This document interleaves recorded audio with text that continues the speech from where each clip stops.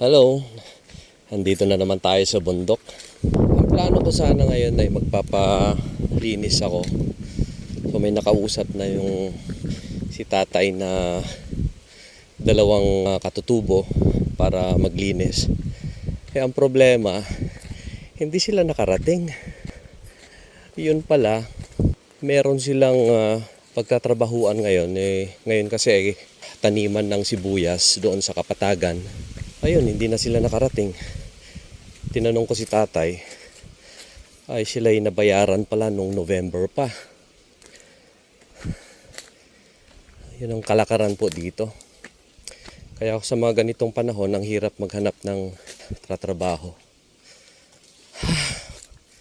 Ganda ng pakiramdam. Ganda ng... Oh, may mga dahon ng saging. Balda sa lakas ng hangin. Oh. Punit-punit. Ayan. Dito tayo. Bah. May mga nakakarating ang mga manok dito. Manok ba yan? O baka labuyo. Yan naman. So, pupuntahan natin si Tatay Toming. Ay nagdidilig doon sa tanim niyang mga prutas. Yun ang gusto kong maitulong sa mga kapatid nating mga katutubo dito. Kasi nakatali sila doon sa kalakaran na arawan. Ang baba pati yung kanilang rate dito. 200 per day. Wala pang kain. Eh, sabi ko nga, maigi pa pag dito 250 per day, may kain. Unlimited. Ito yung gusto kong sana ma-preserve itong area na to. Kasi nga, ito, iba yung tanim dito eh. Mga paru-paru daw to o kaya alibangbang. Alibangbang tree. Ito yung kahoy.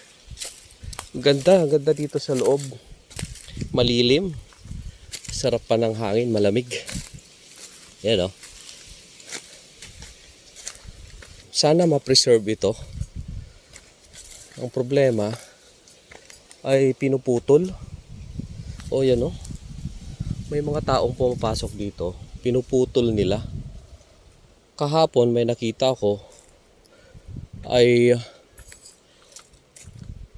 ipapakain daw sa kambing. Gustong gusto daw ng kambing ang dahon nito. Eh ang ganda. Pag ito lumaki, pagkatapos dyan sa taas, nagsalubungan ang mga dahon, ganda, parang nasa loob lang ng kuweba. Diba? Kaya kailangan i-preserve itong area na to. Maganda, mabakuran eh. Ito daanan ng tao. Nung una, bago ako makarating dito, inuling nila. Sabi ko, sayang. Bakit nila uulingin ito eh? Ang ganda ito. Ang ganda yung may ganitong lugar.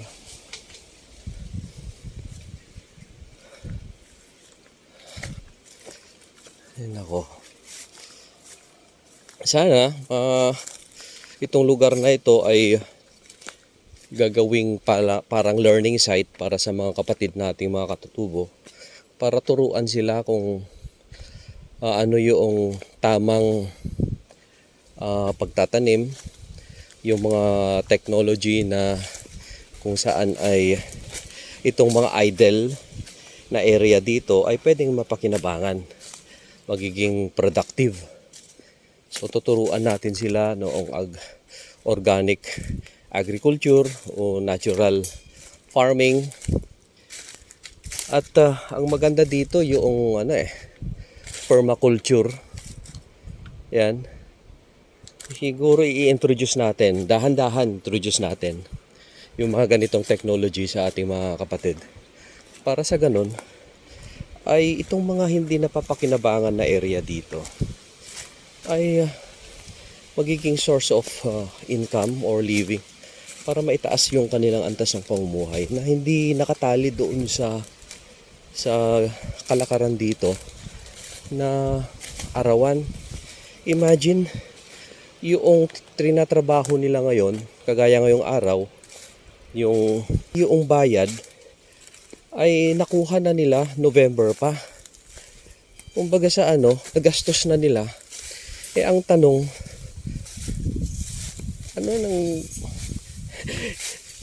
ibibili nila ng pagkain ngayong araw na to hanggang next week, di ba?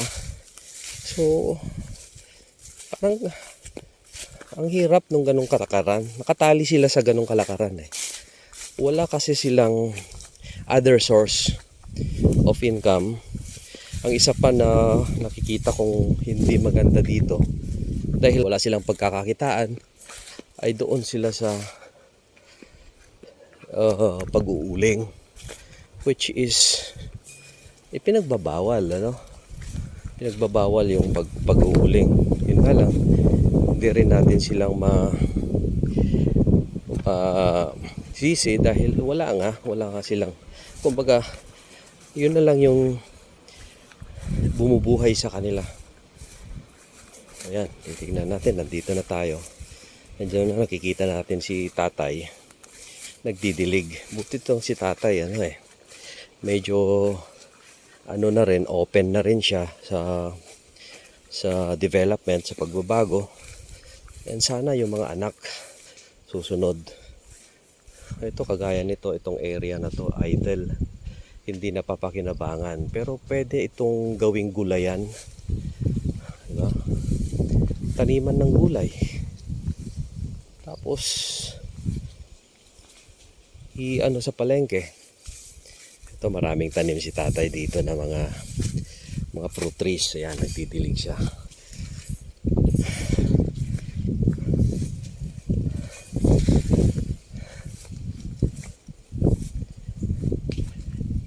Ano yan? Yung may kumakagat? Yung kahapon? Ayun, maraming tanim.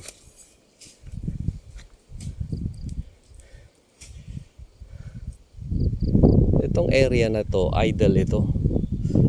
Hindi napapakinabangan. Kasi dati hindi napapasok ito ng mga katutubo. Mayroon na nga nakaposition dito na mga yung tawag nila Tagalog, na kung saan ay hindi nila pinapapasok yung mga kapatid nating mga katutubo dito. Kaya noong nandito na tayo ay ipinabalik natin sa kanila para ito ay mapakinabangan. Ayan ang mga tanim. Ano kaya itong itong mga sumisira dito sa kwan? Buti hindi namamatay itong langka na to. Hindi naman, sir. Ito Spray lang pong amag. Isprehan. Ano yan? Yung mga tapon. May ano to? May laman? Ito anong tawag dito? Pukyutan? Putakte? Ito yung nagat? May putakte pero parang walang lamang, wala nang lamang. Pulot? Ito lang ang laman niya. Okay. Di tapon na to. Akala ko may lamang pulot Kakainin sana, tama-tama ayan, lagay lang natin dyan. Ayan.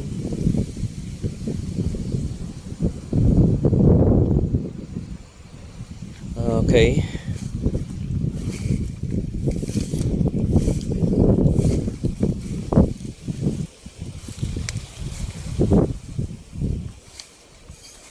Didilig si tatay ng halaman.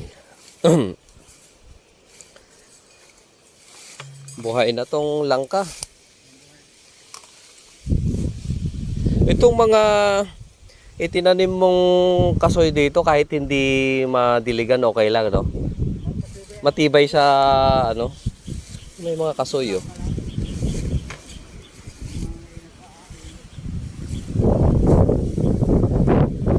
Ayan, pag dating ng araw,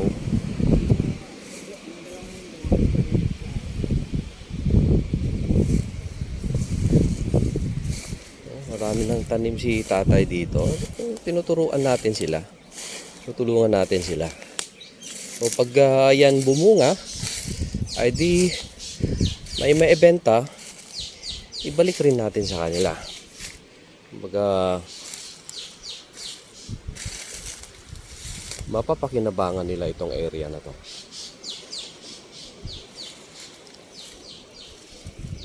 Yan, yan.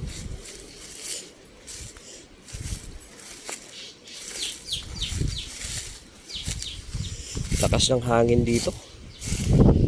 Sobra. Kung ngayong ano, yung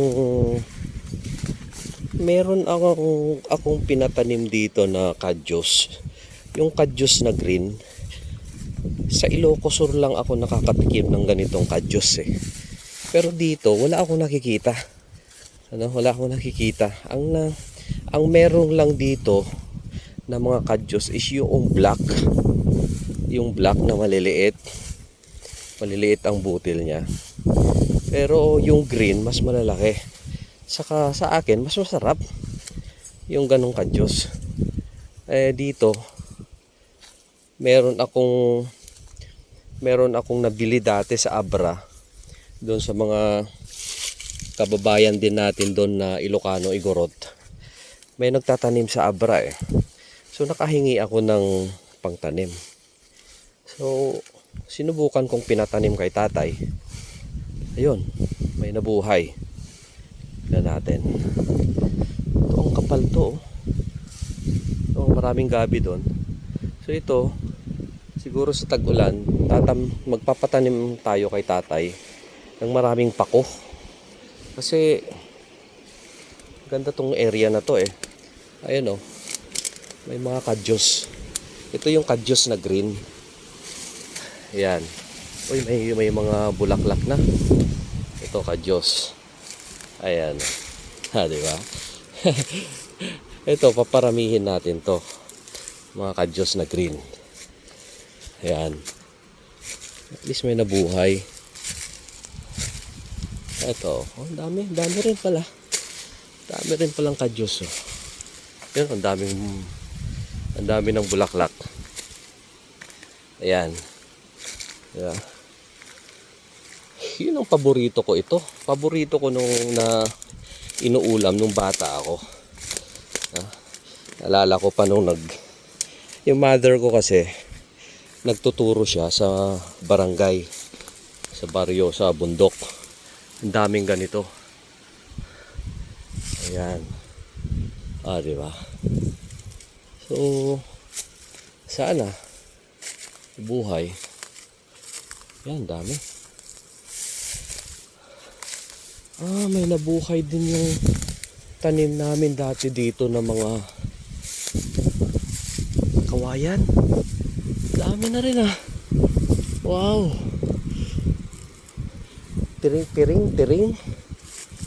Ito. Ngayon ko lang nakita to. Oh, dami na rin kawayan. Di ba? Paramihin ko na lang ito dito. Di ba? Wow, very good. Thank you, Lord. Kailangan natin ng kawayan pagdating ng araw. Marami yan. Actually, ang iniisip ko nga itong lugar na to, gawin kong bamboo sanctuary ito. Kaya ito, may design na to eh. May layout na to eh. Paikot ito eh. Tapos itong gitna ay walang laman. Space. Flat lang. Pero napapaikutan siya ng kawayan.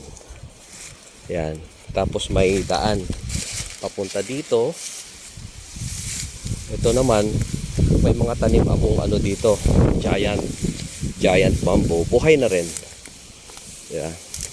Masukal lang. Buhay na rin.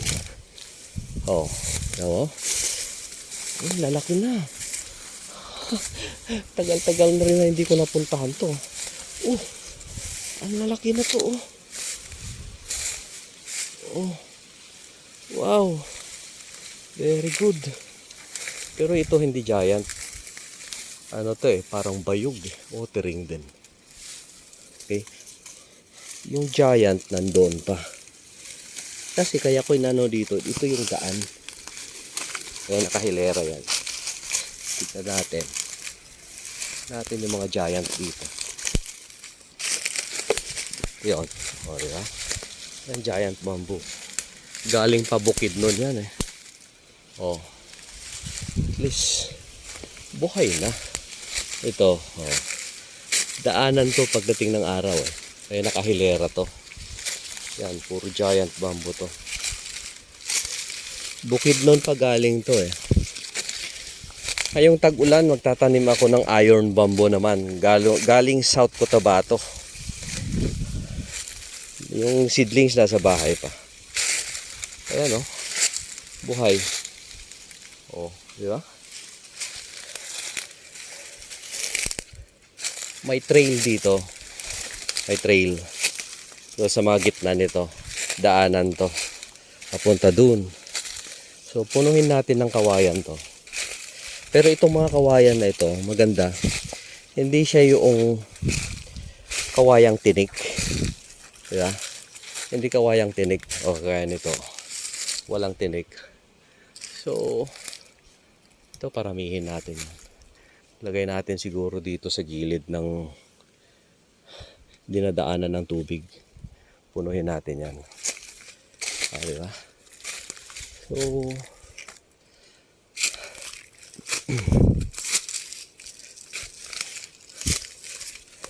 yan. Sana ay dahan-dahan natin na ma-develop ito. Kagaya ng sabi ko, learning site ito para sa ating mga kapatid na katutubo. Turuan natin sila magtanim, prutas, katapos nyog. Tatanim din ng nyog.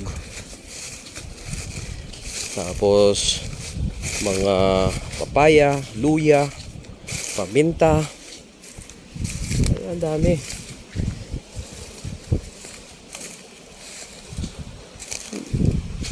Pagdating ng araw, source of income kahit hindi na sila mag-arawan, di ba? Kahit hindi na sila mag-arawan, dito pa lang sold na. Buhay na sila. Saka hindi tayo titigil hanggat hindi nila ma-adapt yung ganong sistema. Kasi dito naman pag meron tayong gustong baguhin sa kahit anong area ng agriculture, yung system, yung kalakaran, yun ang palitan natin kung gusto natin ng pagbabago. Dahil wala naman silang magagawa eh. Lalo't lang yung mga kapatid natin magkatutubo. Kung ano yung kalakaran, dun sila. Kung ano yung umiiral na sistema, yun, nandun sila. Which is, sa ngayon, yung ganong sistema, luging-lugi sila. Walang pagbabago. Nangyari. O, ito ang ganda. Oh, dami ng gabi dito, oh. Ha?